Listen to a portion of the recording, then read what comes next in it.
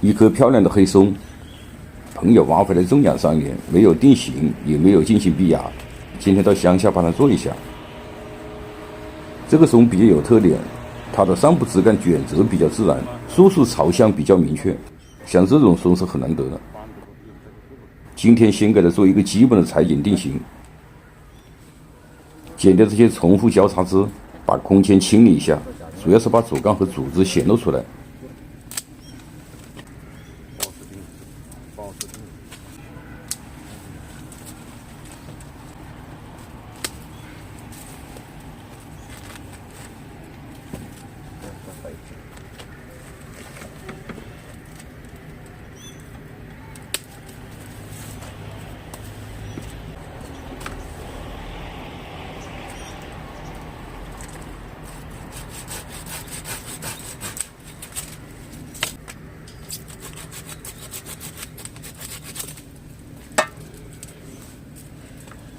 这种直立高干的松，干不粗，上不繁杂，显得头重脚轻，整体比例也不协调。如果这个松的干不高，也就不要做这样大幅度的裁剪。你在过边来了，你在过边来了。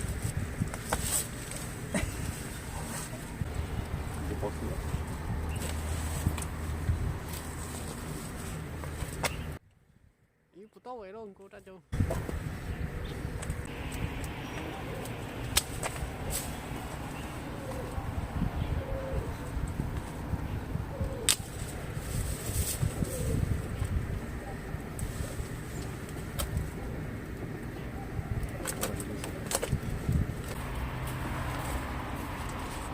剪出一个基本的轮廓，再把既定的枝定好位。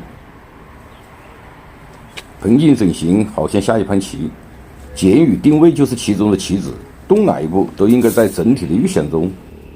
对盆景动手前造什么样的形，要事先想好。玩盆景的很多规则，如同下棋一样，几乎没有后悔的机会，尤其是玩这样的松。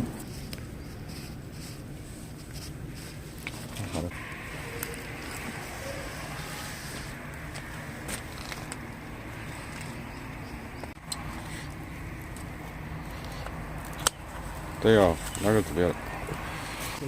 剪是一个循序渐进的过程，大的方向剪出来，定好位，再做细节上的修剪。这个枝还味道不啦？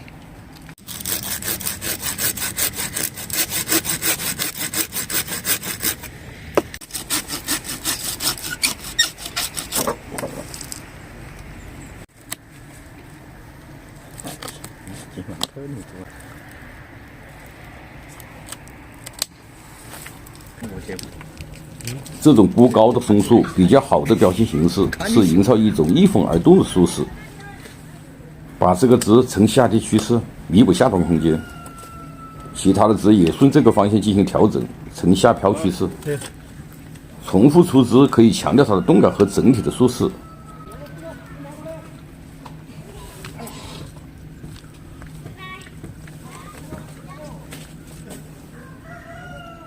对这些侧枝也进行缩减，剪掉强势枝，但剪的过程中，每个侧枝必须要留一个芽头。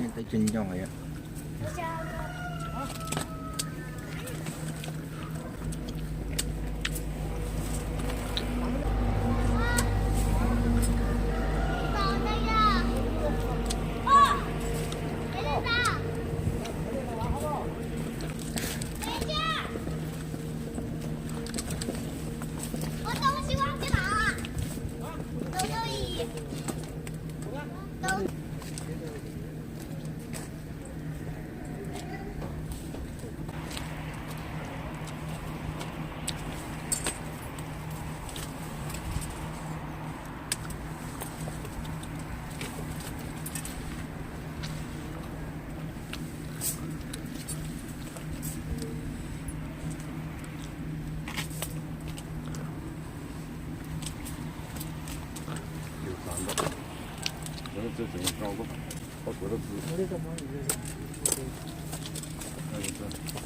或者枝不行了，或者是分开了。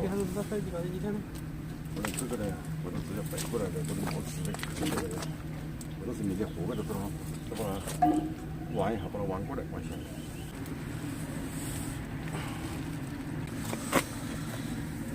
6多个小时，过得不紧了，没劲了啊。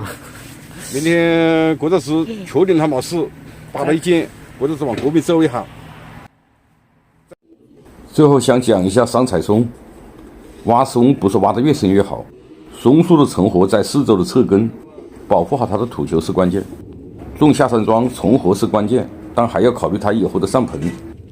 像这种主根不要留，根的作用不在于它的长短，而在于它发出来的侧根。这个黑松基本定型，到4月份如果生长旺盛，可以对它进行逼压。现在只是一个基本的骨架，把它养丰满了，松树的韵味才会出来。好了，关于松树的裁剪，今天就聊到这里。我是山丘龙茶，谢谢收看，下期见。